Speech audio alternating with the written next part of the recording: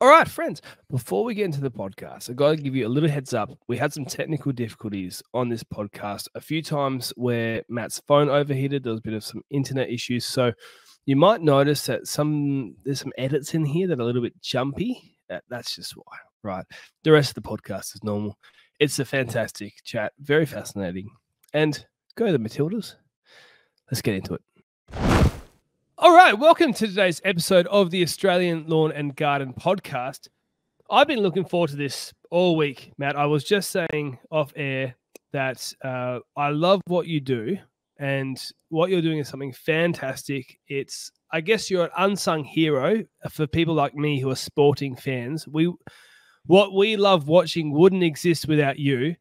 And as a lawnie who, I feel like saying a lawnie, I'm a bit of a poser, yeah, or at least on a phone call with you. But I'm fascinated to learn about what you do. For those who don't know, you are, would you say, head of turf curator? What would you say at Suncorp Stadium? What's your official role there, Matt? The official title is grounds manager, but I have been called a few different names over the years. So, head curator, head groundsman, but grounds manager is probably the more politically correct title these days in 2023. Now, how long have you been in this role? Because this seems like it's something that's pretty new to you, right? I've been in the role 12 months now, in the industry 18 years, and this is my fourth grounds manager role. So, progressively got a higher profile as we've gone. So, the role I've been in now 12 months, and been a real whirlwind 12 months, with it being the only rectangular stadium in Brisbane that can host the level of events that the public are after. So, we're a very, very busy stadium, upwards of 65 events this year on the field, multiple concerts. And, we've got 4 tenants across 3 codes, so it's very demanding. So, if my understanding is correct, Suncorp is the biggest rectangle or dedicated rectangle stadium in Australia, right? That's correct. Yep. But I don't know how much the Olympic Stadium, because they can change it a little bit, can't they? The Olympic Stadium to make it sort of oval and sort of it's not rectangle, but they sort of can make it a little bit better.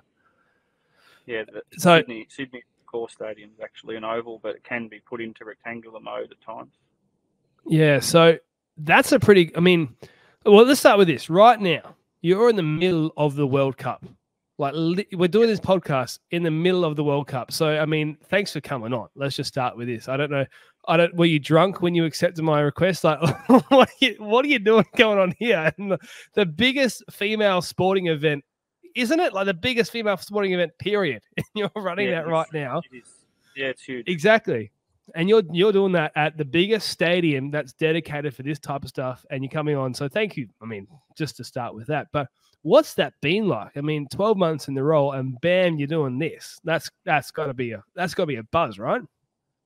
Yeah, it's a huge buzz, huge thrill to be a part of. We're 8 games at the stadium, so 6 group games, and then 2 finals. We've got quarterfinals to look forward to on Saturday between Australia and France, so that'll be a huge thrill for everyone and a full stadium. But I guess that's the thing. The World Cup doesn't just get sprung on you, so we've had a lot of time to plan for it and plan around it. Like we're talking off air about, how busy the stadium actually is, and it's prior to the World Cup rolling in, that we've already had 37 matches on the field this year. So. Across those 3 codes and 4 tenants that I mentioned before. So it's it's certainly been a taxing year, but where we are at now, we're in a pretty good spot. So you've got, so if I understand this correctly, you've got multiple forms of rugby, or football, as some people I've been told off for calling different forms of rugby or rugby. But you got that. You've got the A-League, right? You would have occasionally an international Socceroos match, concerts. Yep. Is there anything else that goes on that I'm missing out of that? No, you've pretty much nailed it. So at the moment, the tenant clubs we've got 2 NRL tenants. So we've got Brisbane Broncos, who are the biggest fish in town, and the new club, the Dolphins, who are based about 30 minutes north of Brisbane, but their supporter base is so large that their stadium in Redcliffe is too small, only holds 10,000. So their smallest crowd that they've played at Suncorp this year is just under 23,000. So they've pulled some huge numbers through the gates, and it's been a real commercial success for us, and also for their own brand. And I think moving forward, they're probably going to continue to play more games out of the stadium rather than less. And you mentioned the A-League, so the Brisbane Roar have a long history with the stadium. Over the last few years, they've only played a handful of games. Last season, they played 3. They decided to go and take their football club elsewhere and play some games in a smaller stadium. But what they found was that that wasn't really transpiring into crowds, and had some pretty poor numbers where they were playing. So now they're back in the centre of Brisbane, and they're going to be playing the majority of their matches at Suncorp Stadium from October this year. We'll just have to juggle that around our summer concert period, where at the moment we're looking at hosting 8 concerts between October and March before the NRL starts again and Super Rugby starts again next year. So that was the other one I was going to mention too. The Queensland Reds, who are the team in the Australian Rugby Union competition, Super Rugby comp. So their season starts back up again on February 24. So we'll have all of their home matches as well. And I'm sure you host the Wallabies, or like I said, the Socceroos, if they're having to do a friendly here or there. Those sorts of games are being hosted at Suncorp when they come around. So we had both men's soccer. Sorry, go on. No, you go. Yeah, so late last year we had the Matildas and the Socceroos both play friendlies later in the year before the A-League season started, and then we went into what did we have? Nitro Circus World Games, and then a series of concerts and Ed Sheeran, and then the season started. So it's been a big year. This is the thing that I want to try to get at, right? Because you don't, as a sports fan, right? Different sports want different things out of their surface, right? And especially a game that is like soccer, where you want the ball to roll true, and then rugby, which is just brutal on the surface, right? Or any type of, it's like I feel the same way for the people who do, say, the MCG. Because they've got cricket and then they got football. But the difference is that they're completely different seasons, right? You've got these things happening at the same time.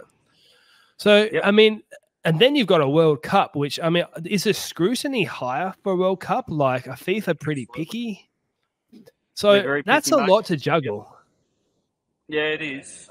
You're right. The surface or the ball to surface interactions are different across the different codes. It's even different between the 2 rugby codes, the way they play. We certainly note that the players wear different stops for the different codes, and the union guys like to wear the longer stops for particularly the rucks and the rolling mauls or the scrums, whereas the league's a much faster game, so they particularly just wear your grass cats or moulded soles and sort of skate across the surface or through the surface rather than on top of it. So, and then football's, a bit of a mix. So, soccer, depending on who you talk to. And so you mentioned the World Cup. It's obviously imperative for us that we've got a flat surface for football. And that's one of the key metrics. We're always looking at ball roll and, ball speed across the playing surface, and, how we speed up or slow down the ball speed is, we adjust the height of cut or lower the height of cut if we need to, and then match day watering as well is key to making sure that the ball speed is consistent across the surface or nice and slick for the players. So what sort of height, you're saying you're changing height of cut, what sort of height of cut? Well, let's start with this. What turf is there? And then because I'm assuming you're changing up between a warm season and a cool season, and the whole technical side there, but then changing the height of cut, because you would have, would you have a Thursday night, say a Thursday night NRL game or something like that, and then maybe a Sunday A-League game or something like that? Like, you would have them close to each other like that. So how do you go about changing the height? How's the turf handle that? I think there's about 7 questions in one, so I've dumped that all on you, but that's a whole challenge that none of us are facing in the golf courses. No one else is facing that sort of challenge. No, so it is difficult, particularly in those shoulder seasons. So where it's most difficult for us will be March, April, where we've got all three codes operating concurrently. Yeah, certainly at the moment. Well, we're currently maintaining the surface at 24 millimeters, whereas for a rugby league season, we're generally no higher than 20 millimeters. Um, as we get into those shoulder seasons early next year, 2024, we'll probably be on the shorter side. We just find that the surface does play better. But saying that, the FIFA requirement at the moment is that our pitch is maintained between 23 and 25 mil. So that's their rules. They're the higher. They stipulate that, and we've got to stick to that. So I think the other question you asked was what grass type. So we are a couch grass or Bermuda grass playing surface. So the variety we use is a Legend, which has been specified at the stadium for over 20 years. And we oversow with ryegrass every year. Depending on our event schedule, we will chemically or transition that out. This year, we won't have a window to chemically transition out just due to the tight turnaround from the end of the NRL season to the start of the A-League season. So we will just naturally transition, and whatever ryegrass survives is what survives. So it does get quite hot in Brisbane in summer, and it's the humidity and the melting really of the grass that can occur, particularly down that southern end where temperatures. It's not uncommon to get temperatures down there, surface temperatures above 50 degrees. So I find that interesting that FIFA, like going back to the height, that they would have such a narrow range. What's the thinking behind that? Oh, they've obviously done a lot of testing on ball roll over the journey, and that's the specification across all of the venues across Australia and New Zealand during the World Cup at the moment. So we seem to think that the pitches are on the slow side, being at that higher length. Yeah, I would think so. We're in middle of summer at Suncorp Stadium. We're maintaining the pitch at 18 millimeters, and it's rolling rolling a long way. Whereas we're at an extra 6 mil of 6 mil at the moment for the World Cup, and it's certainly on the slower side. It's still reasonably quick, but slower than what we're used to, that's for sure. Do you know, when I first started my business, all I really did was mowing lawns. Like, I think a lot of people are just like that. Mowing lawns, basic mulching stuff, things like that. That gets tiring pretty quickly. At least that was what my experience was. And the reality is that when I changed my model from being something that just did lawn mowing to just did basic gardening services to somebody who could identify and solve issues and do product applications, two things happened. One, I made a lot more money per hour. Clients are much more willing to pay higher money for weed control, fungicide applications, fertilization, all that sort of stuff. They see it as a more technical, rightly so, more technical and thus more valuable service. So way higher hourly rates when doing those services. The second thing that happened is it reinvigorated my passion for the industry, because I went from somebody who was just doing lowly mowing jobs seen as a low life in society by some, others not. But yeah, you know what it's like if you're in business, to somebody who could solve people's problems, to somebody who could actually help them get a beautiful place to live. And I went back to really, really enjoying my job again. What's really cool is that we have a sponsor that literally sells every single product that I have used and use right now in my lawn care packages for my clients. And I'm honored to have them as a sponsor because the Lawn Shed, which is the sponsor, they're backed by and a partner business to the Living Turf, which is Australia's largest lawn product supplier. The thing about this, though, is that the Lawn Shed has a trade login, and they have literally designed their website and their service around small businesses. I don't know of any other business that is literally dedicated solely to small businesses. And the thing that is really great is some of you might be listening to this going, I don't know how to do product applications. That's way too technical. They've got expert advice, people who are actually willing to answer your questions. And what you will find is you're going to learn very quickly going and buying a couple of bags of fertilizers, asking for some advice, applying it on your own lawn, testing it out on some friends, seeing the results, getting the confidence from that, Same with all the other products that they could sell. That's exactly what I did, honestly. Tried it on family, tried it on my own lawn, got experience with it, asked people to use it before, went out and used it, got those amazing results. And that was the start of me turning my business from something that was, making money, but I didn't really love it, to something that was making great money. And I really did enjoy it. If you go on the Lawn Shed, and this sounds like something that's going to help your business, sign up to their trade account, because there's some products that you won't see on the normal account. They only provide it to small businesses. Through the trade account, they will prioritize you as a small business compared to other people or other businesses out there. And if you go and sign up, say that you heard us from the Australian Lawn and Garden podcast, and that will support us as a podcast. I genuinely am glad to have that as a partner, because the reality is that it's a true story, close to my heart, and it is genuinely something I believe in, not just a cash grab like some other sponsorships might have been. So jump on them, the Lawn Shed, the trade section, jump there. Let's get back into the podcast. So it sounds like FIFA themselves have some pretty high standards for what they're wanting out of a surface. And it's 23 to 25 millimeter range is quite specific. So how do you find maintaining it at that range? Would you prefer it to be in a different range, or it just doesn't really matter because, it's just a couple of millimeters? It certainly protects the grass a bit, particularly with so many games. My preference is to be shorter than what we are. We've certainly noticed during the tournament that our ball roll is certainly less than what it would be normally for an A-League game, when we're up around the 18 mil mark. So at the moment, we're at 24, so 6 millimeters has certainly slowed the ball roll down. So FIFA have been pretty good. They've been happy to be led by myself and my team and what we do. But look, there's certain things that have to get done as per their schedule, like match day watering, that sort of stuff, which is certainly different to what we would normally do for an A-League fixture. So that's taken some adjustment, but they're the hirer. What they say is what goes.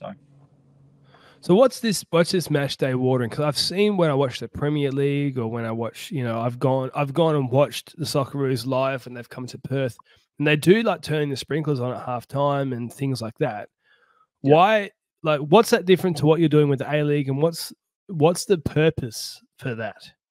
So that it's pretty much just to wet the leaf, so it increases ball speed across the playing surface. Certainly for ryegrass playing surfaces, so in Europe, or where we are at the moment, we do have a ryegrass playing surface at the moment, that is applicable. But where it's different for us, for an A-League season where we're predominantly a couch-based surface over the summer months, it's quite difficult to wet up couch grass that's cut quite short. Yeah, not as much leaf. I don't know if that makes sense, but it's certainly different. And look, I get why they want it. They want all the pitches to be the same across the tournament, and that's pretty much why we do it. We water 6 hours before kickoff, 3 hours before kickoff, an hour before kickoff, and there's also a window there to do one after warm-ups just before kickoff at 20 minutes before kickoff, and again at half-time if we need it, which we haven't done at all so far. We've only done the -6 and -3 hour one, and the last game we had last week between England and Nigeria on Monday, it was pretty wet during the day, so we actually didn't do a lot of watering at all. So do they come out with a tape measure? Like, how do they, you know what I mean? Like, do they just look at it on the TV and go, oh, that should be fine? Or do they just trust you, that you're cutting it? That seems like such a weird thing, like there's an official just there for the height of the lawn. Yeah, it is quite involved. And I went to a pitch management workshop in Sydney May last year about, the requirements. And, for a stadium like ours, it's not a huge leap to try and get to the level that they're asking, but certainly some of the community-based sports fields that are training sites, and I know there's certainly a couple in Perth, and pretty much every host city there's been training sites, and for the grounds where they are, where there's not a lot of budget or a lot of resources there, it's been a challenge. But when it's all said and done, they came in on a week before our first game, and they measured the goals. They made sure the goals are the right height. They measured the width, make sure everything was right. And unfortunately, like, even if they're not the right height or they're not the right width, like, what are we going to do about it? Like, they're in the ground. They're in. I'm not exactly going to rip out the footings a week before a tournament. So, but no, everything's been pretty good. They measured all the lines, but I guess I'm sure you can appreciate if you're marking lines every week or every few days really for this tournament. We're marking on match day and marking, in between games when we had a little break there. You're marking and then you're mowing every day. Like, your lines actually do move a few millimeters each time, just with the mower pushing them around and things like that. So once you've kind of got the initial mark and they've measured it, that's all they really measure. There's no real rechecking. It's because if you all of a sudden start having to get green paint out and starting again, it's just going to be a right mess. So we avoid that at all costs. So with the lines, right? So I've seen a little roller thing. I've used one at a school I used to work at. You got the little paint thing and the wheel touches the other wheel and rolls around. Is that the same thing that you're using, or is there anything more fancy, anything GPS guided, or is it just somebody with a steady hand and a good eye? Yeah, pretty much nailed it, mate. So, it's called a transfer marker. So it just transfers wheel to wheel to wheel to grass. And that's pretty much all we use, purely because it's only licking the leaf. We do have a sprayer line marker, which we use as well occasionally, but the problem with the sprayer line marker is actually coating the leaf. It's coating the actual soil underneath, or the thatch underneath. And for us, when we've got changeovers between league, union and football, that creates a real headache for us. So the line markers that we're using at the moment, or all throughout the year, are only that transfer markers. They're only marking that leaf, and we find that they do mark a really nice line, nice crisp white line. But it gives us the opportunity, if we need to wash them out, we can remove them easier than we would have if we were spraying them. Right. Is that a job that you trust to somebody else, or is that a job that you do yourself? Because if someone screws it up, everyone has got to notice. You can't get away with having a wonky goal line or something like that. So do you, as the boss, go, no, I'm out there doing it? Or and has anyone ever screwed it up real bad? Look, there's certainly been errors over my journey, certainly in venues that I've worked at in the past, where you go, that's not quite right, or we better wash that out. But no, for the World Cup, I've certainly that's the job that I'm trusted with, and that's the job that I'm going to do. And I've got two staff underneath me that not that I don't trust them, but it's at the end of the day, it is a really important World Cup event, and a lot of eyes on the stadium, particularly this Saturday. There's going to be millions of people around the country and around the world watching. So it gives us a pretty good thrill, actually, to think that we're going to be front and center for all that attention. But no, the line marking is a job that it's a real skill, real art, and it's not a job that you can rush. Make sure that you're nice and straight, nice and steady with your marking, and basically, if you have any errors, you just got to fix them up as you go, and always have a bucket of water and some rags handy in case you drip any paint. But it's got to be millimeter perfect pretty much, and be gun barrel straight. So that's what we pride ourselves on in our venue. We think we're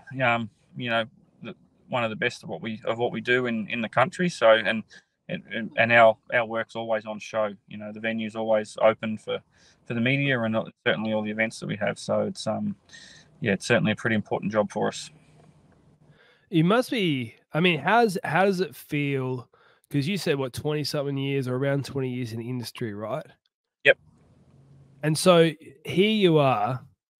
It must be such a satisfying, good pride to be like, look at what we're doing. Like, this is, people look at the fields that you make and things like that, and the average Joe just has no idea how something gets something that green and all that sort of stuff. But it's not just that; it's the playing surface, it's all the challenges, and to go, man, we've been trusted with that responsibility. Somebody's trusted you with that. That as a career, you must be so proud of that. And how does that make you feel? Like, especially 12 months in a job. What was it like getting the phone call, knowing the World Cup was coming, knowing that they've trusted you with the job, right? What was that moment like? Oh, it was pretty cool moment. I moved up here from Melbourne from Mowers Stadium 5 years ago for a similar role at another venue. Not as high profile. Certainly had always one eye on Suncorp Stadium as being like the pinnacle in Queensland, if not Australia, for rectangular sports. So, for rectangular stadium, sorry. So, yeah, it's certainly it is a great place to work. It is a challenge, you know. Certainly, don't get me wrong. Earlier this year, when the whips are cracking, you know, it was pretty tough at times because you got the media on your back saying, "Oh, the playing surface isn't up to scratch. It's not going to be up to scratch for the Magic Round, State of Origin, all this sort of stuff." So, you know, that sort of criticism is part of the job, and you've got to kind of be ready for that and ready to respond. But I think overall, you know, given the challenge of returfing the field leading into round one of the NRL season this year was a real challenge, but it was really the only option that we had. Well, I'm not sure if you've been so busy, but you know, Lenny Lawler from Australian Lawn Fanatics. I do know Lenny. Great. We actually talked about you for about 5 or 10 minutes because this is back when the Magic Round was happening, and we were talking about that. And Optus Stadium had the same problems and challenges as well with Ed Sheeran and returfing. And then we had Joe Rogers from Lawn Solutions Australia on, and he's a massive football fan, and we talked about it as well. And so, what was it like from your perspective? Oh, for those who aren't aware, it was an Ed Sheeran concert, wasn't it? That happened. Yeah, so we had 3 Ed Sheeran concerts. The week before the NRL season due to start. So, and like I touched on earlier, things at a stadium generally don't just pop up. Like, you know, you've generally got time to plan for it. And, you know, we planted our grass up at the farm back in August last year, knowing that it needed to be ready for Ed Sheeran in February, purely just due to the footprint of his stage. You know, his stage footprint, including flooring, was 8,600 square meters, something like that. Wow. So that was down for, you know, all up about 14 or 15 days. So metal on grass for 15 days was never going to be a successful outcome for the grass. So the decision was actually made well before Christmas that we were actually going to take the playing surface out prior to building this Ed Sheeran concert flooring and stage. So that purely because of that tight turnaround. So that actually bought us 3 days extra. So essentially the stage was built on sand for that concert. And not many people would know that. So who pays for that? Does Ed Sheeran pay for that? Like, does the Suncorp Stadium, I don't know, the organisers for the stadium, do they say, look, Ed Sheeran, you can come, but you've got to also cough up this massive bill to relay everything?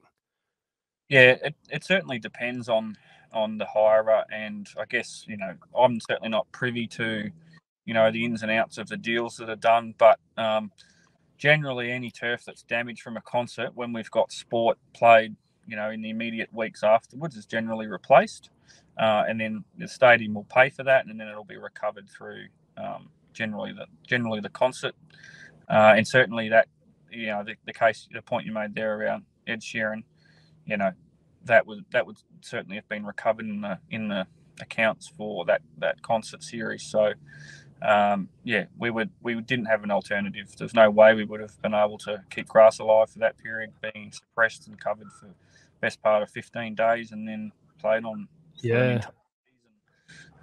days later, or 4 days later, whatever.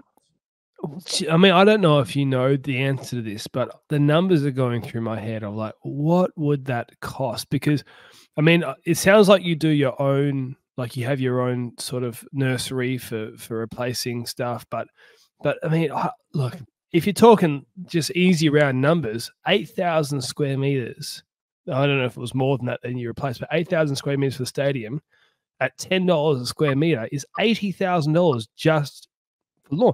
Then what does it cost to transport, and what's the labor to dig it all out and bring it back in? And obviously all the trucks would be making the ground uneven and unlevel, and it's Do you know like roughly what it actually costs to replace that after the concert? Well, the job was 10,500 square meters all up. It was the entire playing surface. We did toy with the idea of just doing the damaged area, but essentially the other 1,500 square meters that was only covered by plastic flooring, that was going to be in a pretty bad state after 15 days of being covered. So in the end, we just decided to do a lot, and I can't remember the exact figure, but it's definitely 7 figures. Crazy. That's nuts. Yeah. It's big dollars. It's big dollars because the turf we're using is reinforced. So it's when it's made, manufactured, there's a lot of labour and there's a lot of cost involved in setting all that up. So, and then like you touched on before, there's a fleet of trucks. I think there was over 30 people involved in, the cutting, the harvesting, the laying, and the transportation of all the turf into the stadium in that 6-day lay. So it's a big operation, and my role was to coordinate all of that, making sure that I've got space in the venue to accommodate the trucks, because particularly after a concert load out takes a certain period of days, and where those trucks are all loading production gear from is where we need to have our trucks for the turf to be delivered, and then I need another area for the offcuts to be dumped, and I've got to have another area for sand to be delivered, so I can have sand spread on the sand to make sure we're getting our levels. And then there was another semi-trailer in there that had laser level and other earth moving equipment to make sure that we were sticking to our design. Spot on. So, yeah. That seems like it's pretty stressful, Yeah, especially if you've got a game in 7 days. Yeah, I think we were 5 days from lay to the first game, and that included a FIFA pitch inspection on day 1 after we'd laid it. The third day was a Dolphins training session, and day 4 was match day. So pretty full on. That's and then now all the guys in the industry that I talk to, like Lenny and Joe and people like that, like everyone who works in the industry has got a lot of grace for you, because we all just look at that and go, how the heck do you get a playing surface in 5 days after laying? Like, I don't know how much root growth you would even have in that period. But minimal. The media didn't give you a whole lot of grace, did they? Like, a bunch of commentators kept bringing it up. And there was a couple of people I did hear about it, sort of talk fairly about it, and they were sort of on your side being respectful. But surely that's a bit like, you've just taken on this massive workload, and then people are throwing salt in your wounds. Yeah, it's always a tricky one.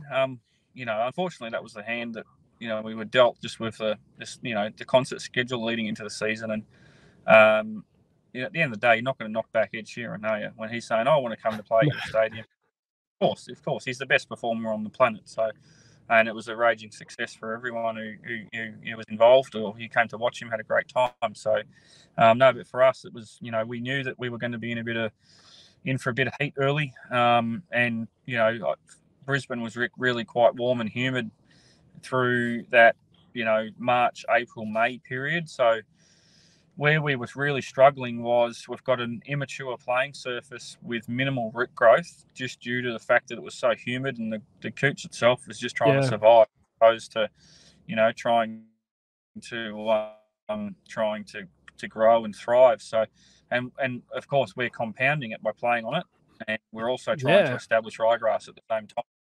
We're probably watering too much because and up. So it was a real challenge.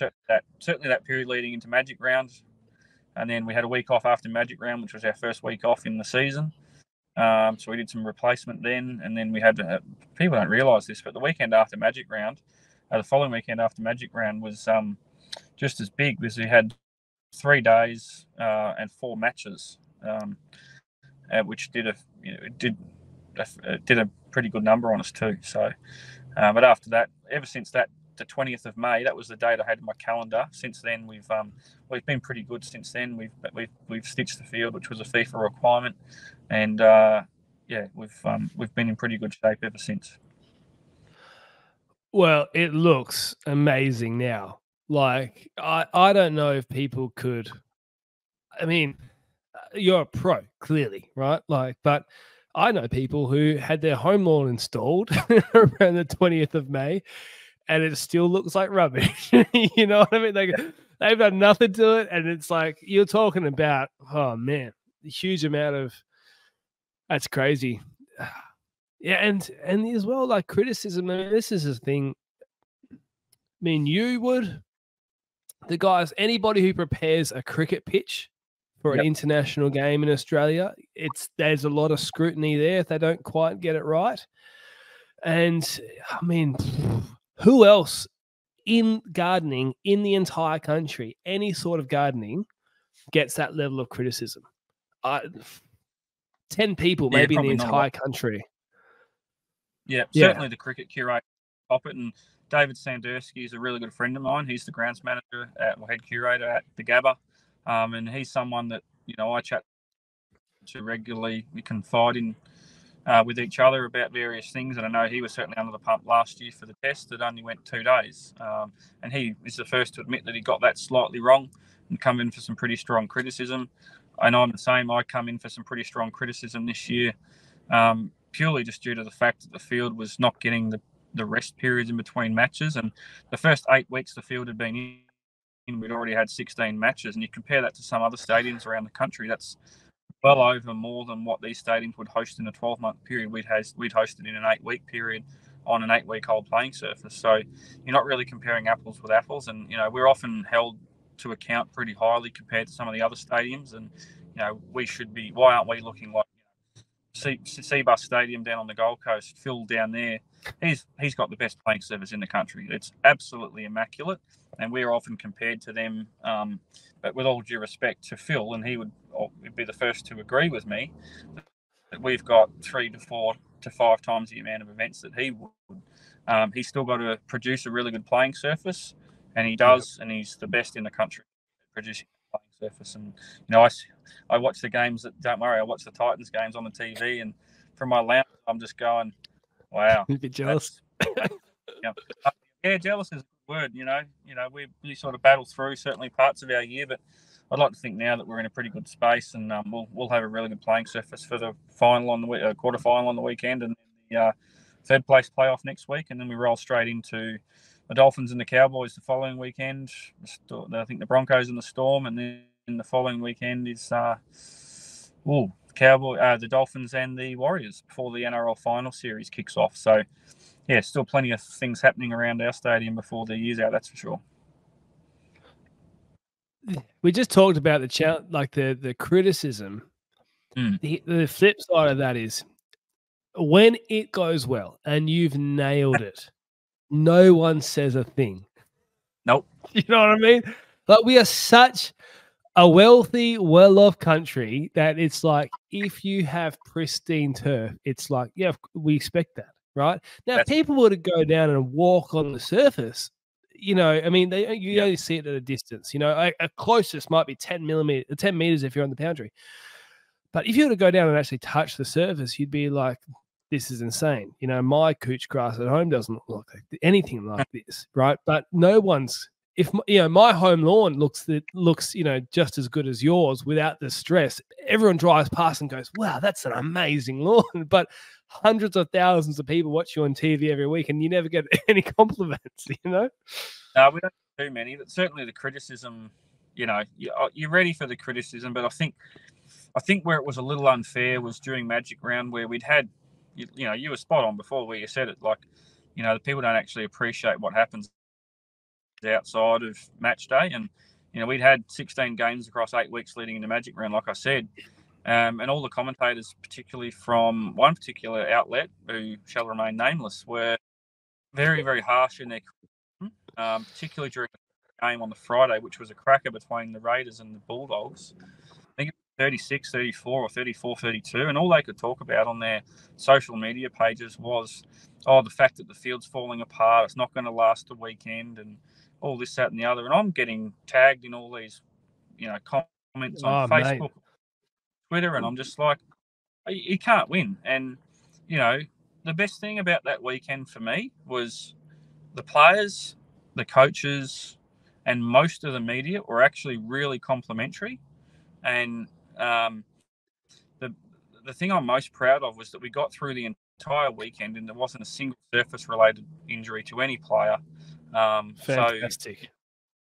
So we were able to get through it. Yeah, by the end of Sunday, there wasn't a blade of ryegrass through the middle of the field. Probably wasn't much grass at all, to be honest. But, you know, it was safe, it was stable. We didn't have a single divot go through our thatch layer or our backing. So, you know, there wasn't any concerns. And I think actually as the weekend went on, we actually played a little better because there was less grass on there to scuff up. And that's what people don't understand. These commentators watch, particularly up at North Queensland, Cairns, Darwin, or Brisbane, Sunshine Coast, Bundaberg, these sort of places. You've got a Bermuda grass or couch grass playing surface that will naturally just scuff up. It's just the growth habit of the grass. Seabus does it as well from time to time. It's just that what happens on couch, and when you play sport on it, it scuffs up, and you know the commentators go, "Oh my God, it's falling apart. What's going on?" And you know, and then the criticism comes pretty hard, and that was pretty difficult. There were certainly a few articles written that were, you know, oh, Magic Round's in jeopardy and all this stuff, and you're just like, that's the most frustrating part, that these guys can all get my phone number. My phone number is, you ring the stadium, they will give you my phone number, and I'm happy to take any phone call from any media outlet and set the record straight. And I could have easily done that before that criticism that we got leading into or on Magic Round, and you know, actually had a conversation with these guys. But instead of doing that, they decided to shoot from the foot, and you know, it was pretty unfounded and pretty bad, and they were largely called out for it, which was good. And yeah, like I say, I actually got told by one particular commentator that this playing surface is barely good enough for rugby league, and there's no way that it'll be good enough for the Women's World Cup. And you know, grounds managers, turf managers. Oh, what a jerk! Yeah, other you know, managers of turf across the country have got long memories about. We don't forget about things like that, and I just sort of screenshotted one of those, and I've saved that in my memory bank. So once we get through the Women's Cup and we've got the quarter final this week, make sure that we're successful, obviously, in delivering those two events. But I'll make sure that gets posted somewhere, and I'll have a little wry smile on my face when it does. So, yeah. Well, I reckon you got a bunch of new fans listening to you now. I told this story, like, because people, as soon as you get wear and tear on or traffic, it's a different ball game. Well, when we were talking with Lenny, we told the story last year in December. We work at a school, and they had a section of their school which had, it just had been destroyed by the kids, and they had some sprinkler issues. And look, they decided, let's pull everything out and restart, right? And they've got an 8-week period to get this lawn down. So we did the job, ripped out everything, leveled it all, brand new sprinkler system, installed Kikuyu, which over here in WA, most aggressive, hardiest thing in the world, right? Bulletproof, all that sort of stuff. We installed that in, I would say, around 10th, 15th of December. School went back, I think, 2nd or 3rd of Feb. So it was about 6.5, 7 weeks, right? By March, April, I'm aerating this lawn, right, with solid tines, nice and gentle. And there are sections of the lawn, I would say 10 to 15 square meters, little patches here and there that haven't rooted at all. Oh, wow. The lawn is lifting. And the reason why is immediately when the kids came back. Now, we had an incredibly dry summer last year. I keep talking about it in the podcast, but we had 1.5 mil in 4 months or 3.5 months or something like that, right? Total rain. And very sandy, close to the beach. So just, 3K from a beach. Yeah. So what had happened was the first week back, the teachers had put out all this transportable play equipment, and the kids were running up and down this play equipment in the same pattern over and over again. So in those very specific spots that got the wear and tear, the roots were too compacted and they didn't really go down. The rest of the lawn is probably 150 square meters, I'd say 120 square meters or something, was fine. But there was 10, 15, 20 square meters where it really struggled. And that we were having that problem 3 months after we laid it. And so and this is with 15 to 20 kilogram children, not 120 kilogram athletic mountains of men. You know, it's every day is a different challenge, mate. And at the moment, it's not so much the wear and tear that the girls are providing. It's probably the scrutiny of a true playing surface and just making sure it's dead flat. And it's a different challenge to certainly a normal sporting event, that's for sure. Just the amount of eyes and like the amount of people that's going to be watching the Matildas on Saturday is probably unprecedented for sport in this country. Like it outrated the game on the weekend, outrated the AFL Grand Final. So you can only imagine what this weekend can look like. Insane. So, I do hear it every now and then where people will say things like, "Man, I love podcasts. I hate the ads." Right? Can you give me 5 seconds to try and change your mind on this for a second? The reality is, if you love the podcast, love the ads, listen to the ads and support the ads, whether it's me or anybody else. And the reason is the reality of this model of business is that the podcast does not survive without the ads. If you love what we're doing at the podcast, here are 2 things you can do to support us. 1, jump on the lawn shed. We talked about them before. You're probably busy mowing a lawn, cutting some hedges, driving, something like that. Jump on the lawn shed, make a trade account, just check out the products that they have. Say you found us through the Australian Lawn and Garden podcast. You don't even have to buy anything right now. When you do need something, jump on there and that will support us. The second thing is our Patreon account. If you're not somebody who wants to buy products or you want to support in an even, a more direct way, jump on Patreon. You can support us through 2 things.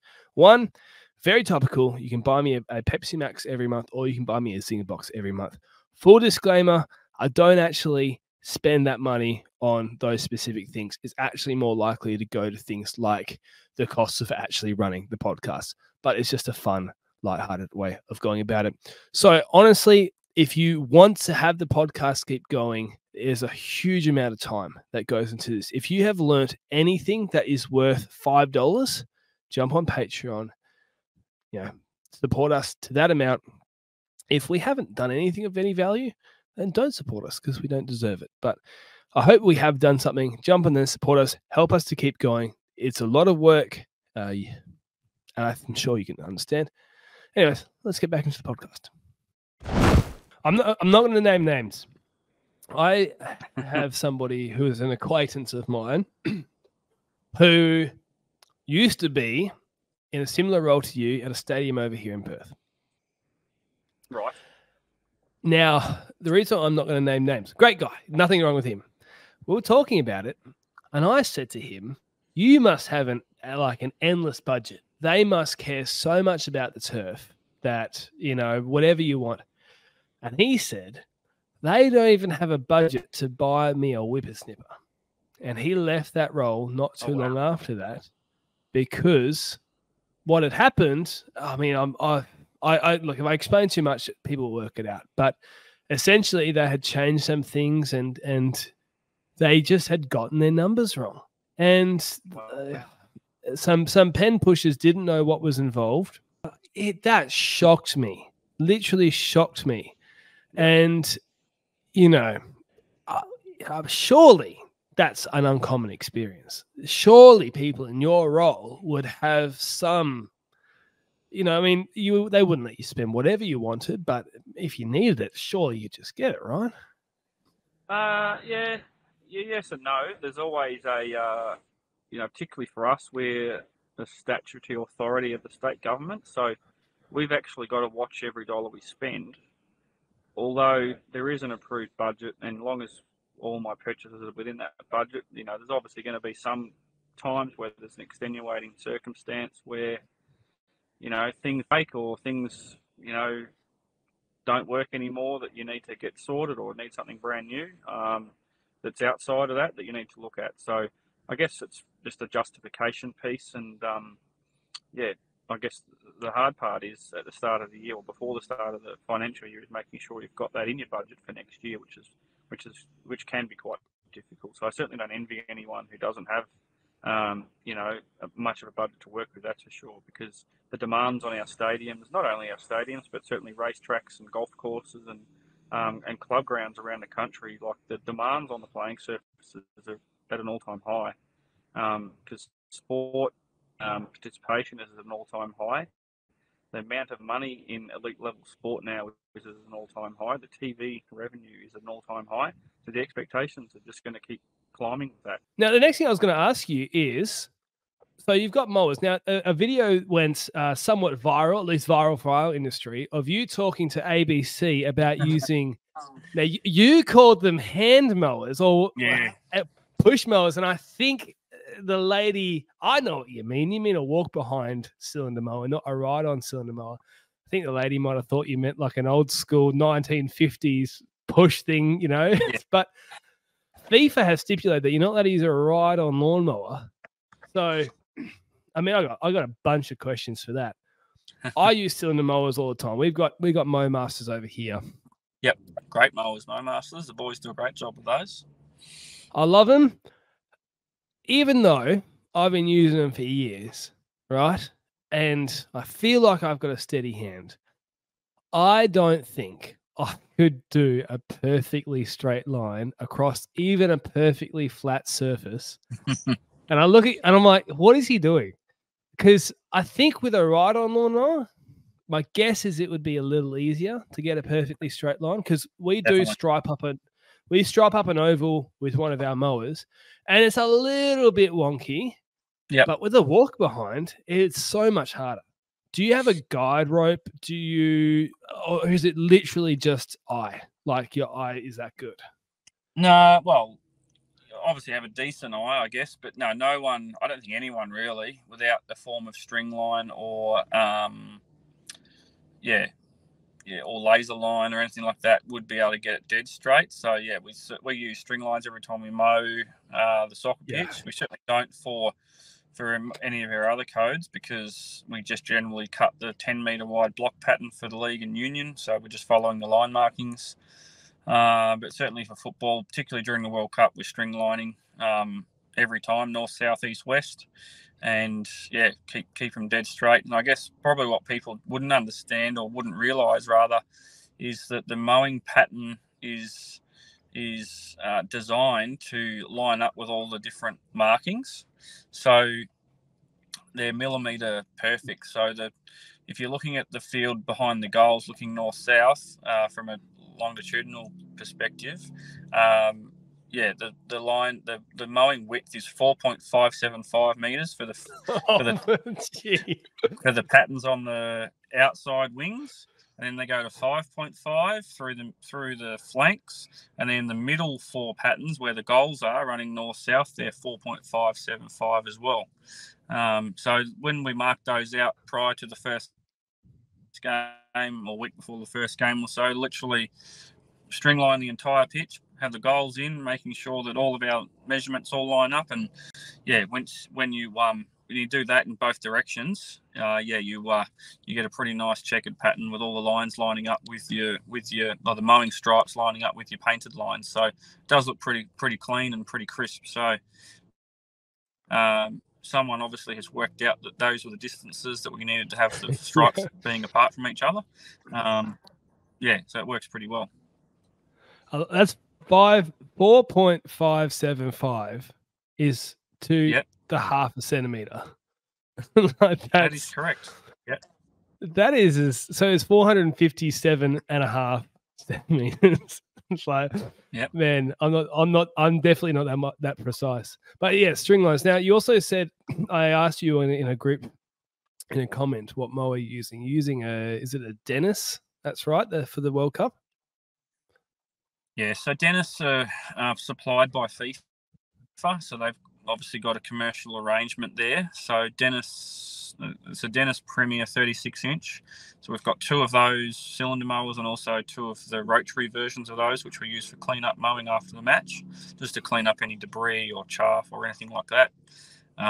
They seem to do a pretty good job as well, helping to clean up the field. So, they've been great for us, and like I touched on earlier, it is quite strenuous, I guess, doing all the walk mowing day in, day out. There's three of us, so we can kind of share around a fair bit. But don't get me wrong, I am looking forward to getting the big 50-10 fairway mower out for the Dolphins and the Cowboys in a couple of weeks. How long does it take you to do with the 36 walk behinds? For 2 mowers, for single cut, we're about just done, or between an hour and a half and 2 hours, depending on how quick we're going. But saying that, it's probably a 40-minute job to set up all the string lines. So that's quite time consuming as well. So on a match day, that's generally my job. I'll set up the string lines. My 2 guys, Rob and Mick, will begin mowing at the north and south ends and then meet in the middle. And once the string lines are set up, I'll start installing the goals and setting them up for the match. So we've got a pretty good routine for match days, which seems to work pretty well. I was talking to Ben Sims. I don't know if you know him from Lawn Tips. And I told him that you were coming on. So he's got this YouTube channel with a bunch of followers. He's been making a golf course at his house. And oh, wow. Half his luck. Anyway, yeah. Well, I think he's got about 130,000 YouTube subscribers or something crazy, you know? And anyway, so I was talking to him. I told him that you're coming on.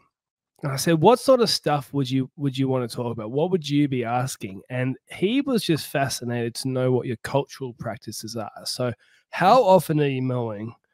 How often are you aerating? You know, when you're doing your oversowing stuff, are you grooming, verti mowing? Do you top dress, or does that increase your levels too much over time? Like, I mean, that's all the stuff that's just fascinating. So how often are you mowing? And what about the other things? What's a rough plan for a year? I guess it would change depending on how many times Ed Sheeran comes around. But, you know, what's the rough guide for a year at the stadium? Yeah, so it's a very good bunch of questions there. It's a question I do get asked a fair bit, but, yeah, it certainly does vary. So at the moment, we're essentially mowing the field every day. And tomorrow, so being match day -1, so Friday and then Saturday being match day, we will mow twice, just to have that real contrast and making sure that we're as clean as we possibly can. I guess culturally, from a fertilizing perspective, at the moment we're fertilizing with a liquid fertilizing mix or program twice a week. And Holy, you know, it's pretty intense. Like the program I run's pretty intense, but it's designed to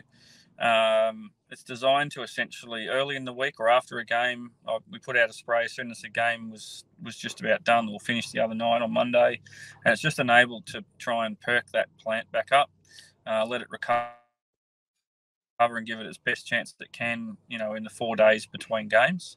And then I put out another foliar spray earlier today, this morning, and that's purely designed for presentation and, you know, leaf stimulation and strength ahead of the game. So that's a bit of a snippet there. So generally 1 to 2 foliar sprays a week, every week for 12 months. A soil-based soil conditioner every month, so a wetting agent, depending on the time of the year. So at the moment we're using a penetrant, but outside of I reckon as soon as the World Cup's done, I'll go back to my standard wetting agent, which is it's a holding, push through, and also a spreading wetting agent, so it does all three. Much more rounded, much more balanced. Whereas at the moment, I'm essentially, because we're watering so often, it's about trying to push water through the profile. So if I take you back to when we oversow, like a standard oversow would be for us, like just say we don't have any concerts and we've got no issues, we would certainly be scarifying a couple of different directions before overseeding. This year is going to be a bit different.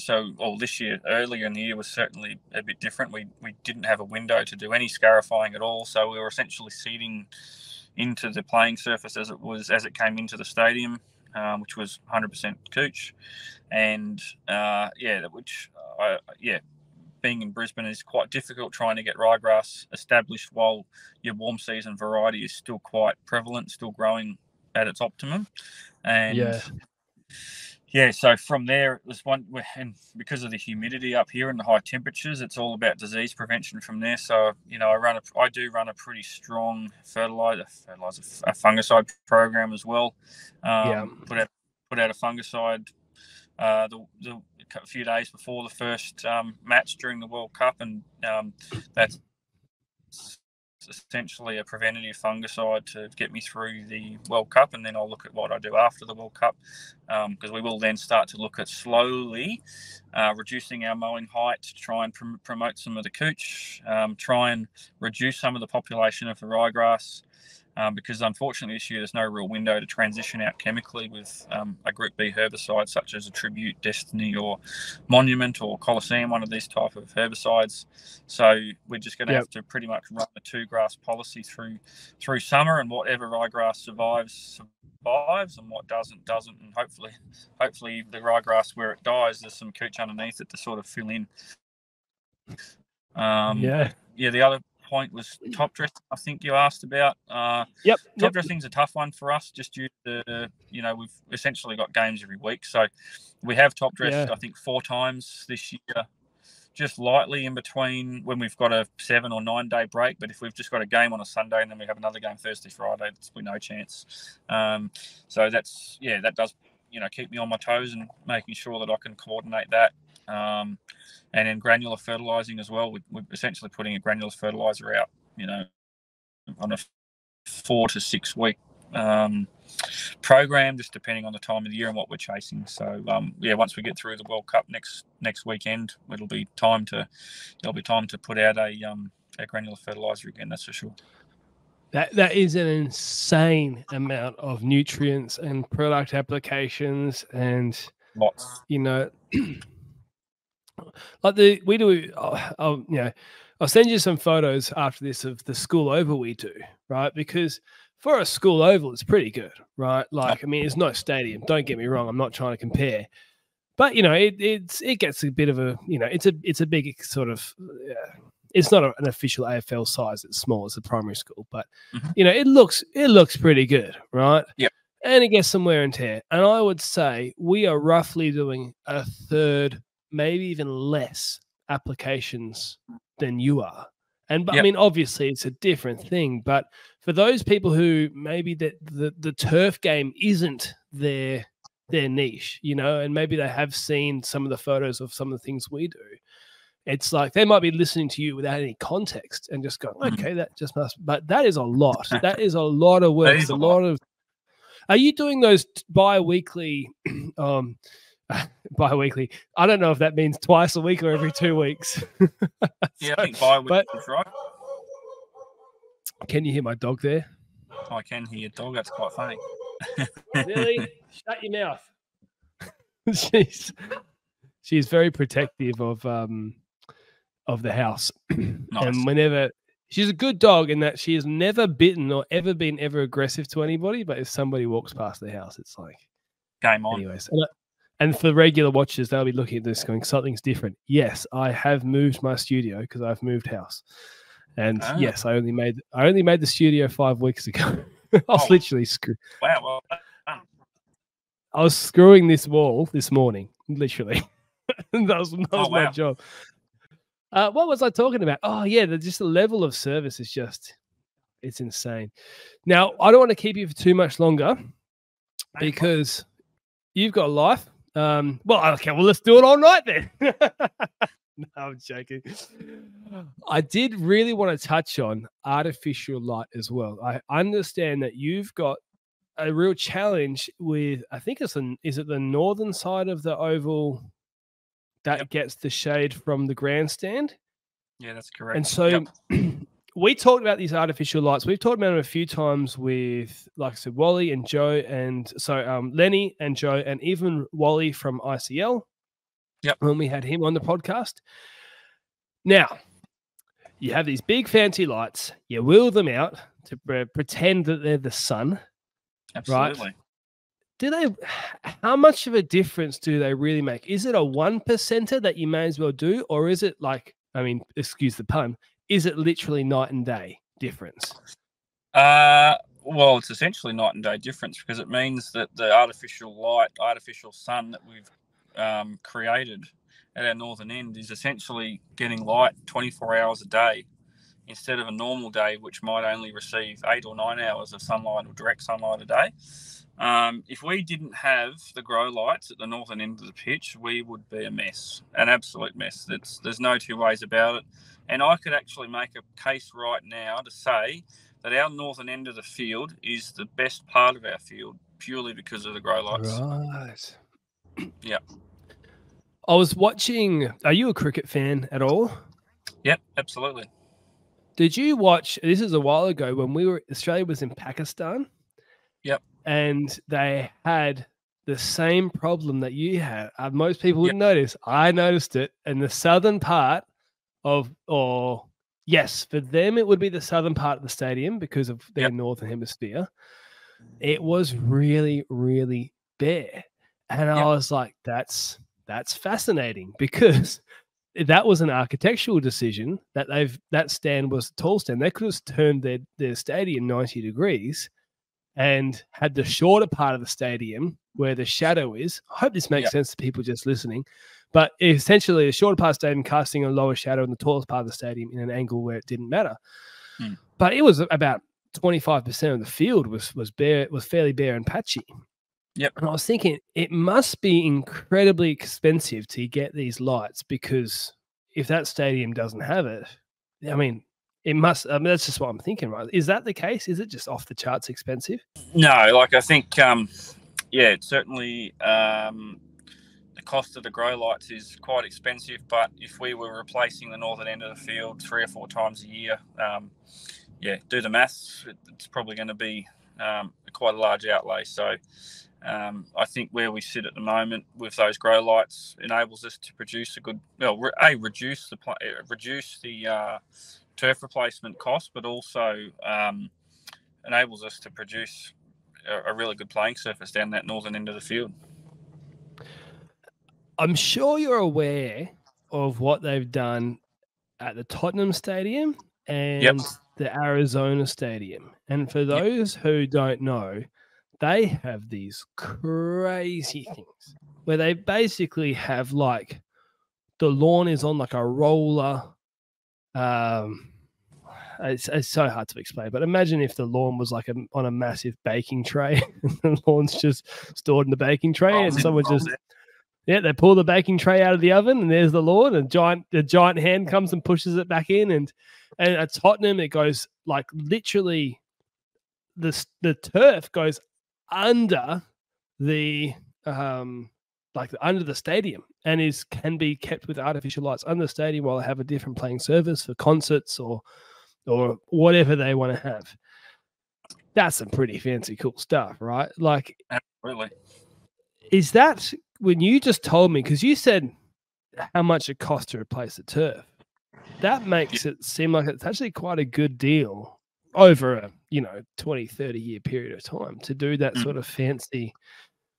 Is that, are we going to see that in Australia at some point when they eventually make their next stadium, or what do you reckon? Look, it's a really good question. I don't know whether we'll see it anytime soon, because building a stadium is really, really expensive, and obviously money's pretty tight around not just our country at the moment, but around the world. So, excuse me. The other factor is too, unless it's a brand new stadium, most of our stadiums around the country are on sites that are quite tight. Namely, the Gabba is very tight. It's bound by four roads. Suncorp Stadium you can't get any bigger than what it is, just due to where it is. If you're talking about sites that could potentially look at a field that moves in and out, certainly the MCG being in the middle of Yarra Park, but again, it's then sensitive land. There's probably going to be other legalities there that probably prevent that from happening. Amy Park, again, could potentially be one. There's a big car park and a playing surface next door, a training field next door. It's probably going to have to be a new build, I'd say, as opposed to a knockdown reconstruct type stadium. I think it's huge money. There'd have to be a big justification as to why you need it. But I guess the positive to having a playing surface that is removable and either having an artificial floor underneath or a concrete base would mean that you're able to host concerts, functions, conferences, all sorts of different events that don't require grass on non-event days. So, yeah, that'd be a real big money spinner. I just don't know whether there's that market in Australia just yet, but yeah, I think maybe it's one to watch for the future. That's for sure.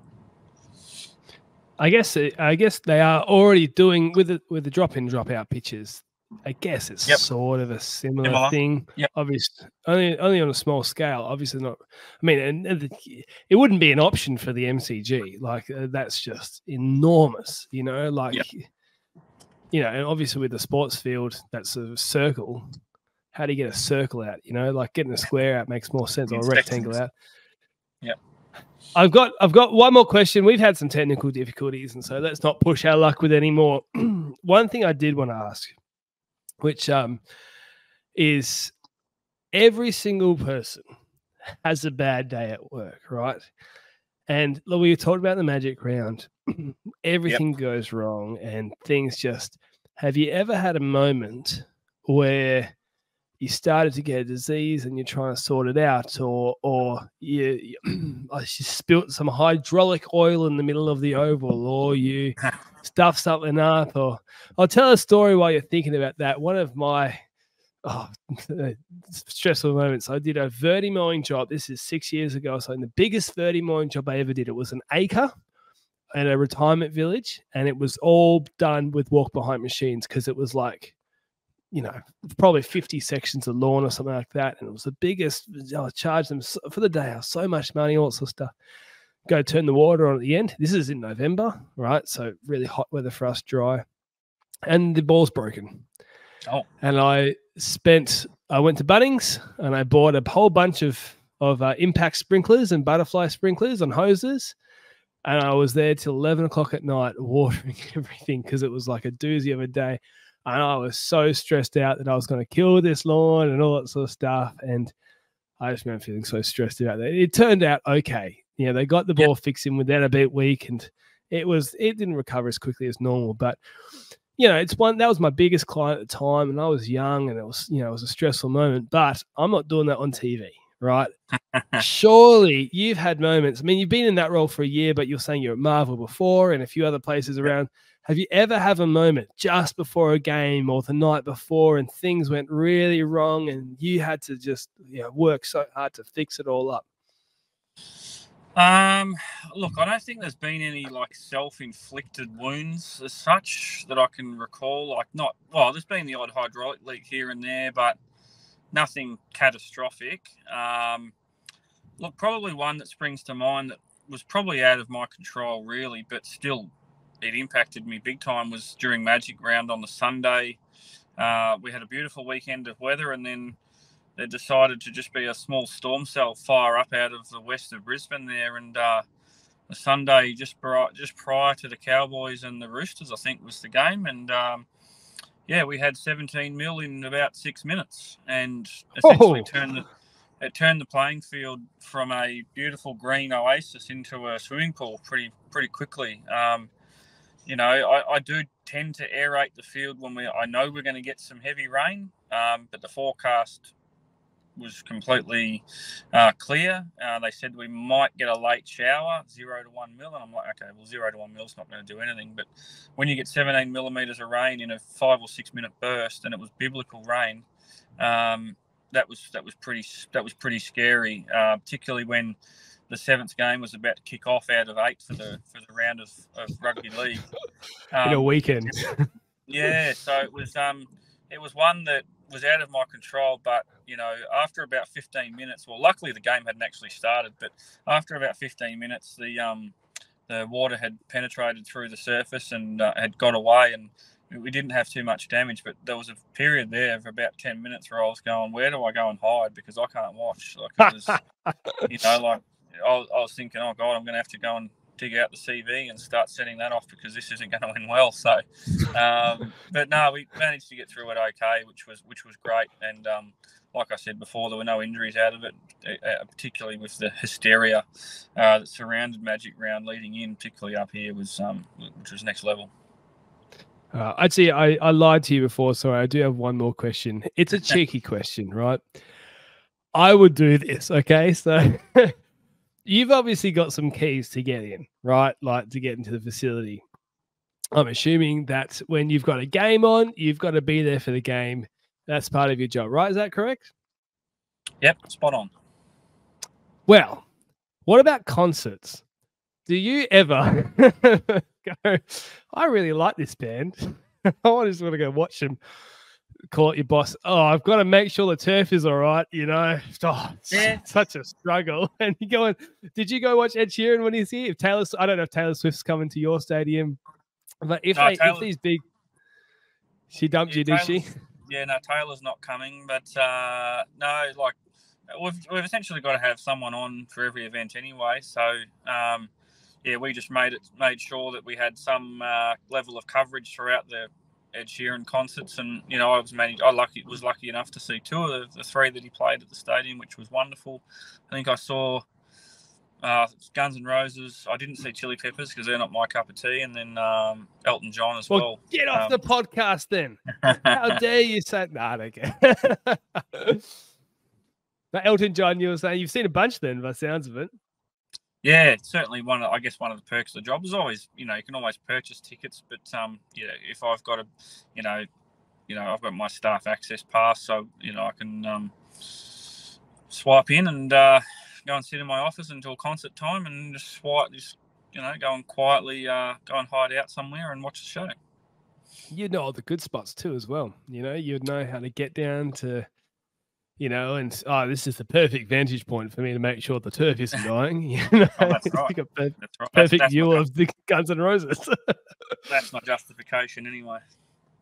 Do you have any kids or siblings or your missus, friends that you're able to take in as well, or is that a little bit? Is that pushing the boundary a little bit too far? Oh yeah, that's pushing the boundary. Like I certainly purchase tickets when I can, and yeah, if my wife or boy wants to come along to an event, yeah, I'll certainly go through those appropriate channels and grab tickets. But yeah, they haven't been too many, that's for sure. I mean, I'm a sports fan, so that's just cool. I think that would be, for me, I think, what would be most enjoyable about your role is the satisfaction of knowing that, it's something that is giving people a whole lot of entertainment and a bit of a break from the real world is being hosted on a living organism that you maintain. That's and right. then the other thing is just being able to be there for special moments like, is it the quarterfinals tomorrow night that you're hosting? Saturday night quarterfinal, yep, which is huge for us. State of Origin's huge as well. Which obviously Queensland won, for any of those Blues fans out there. What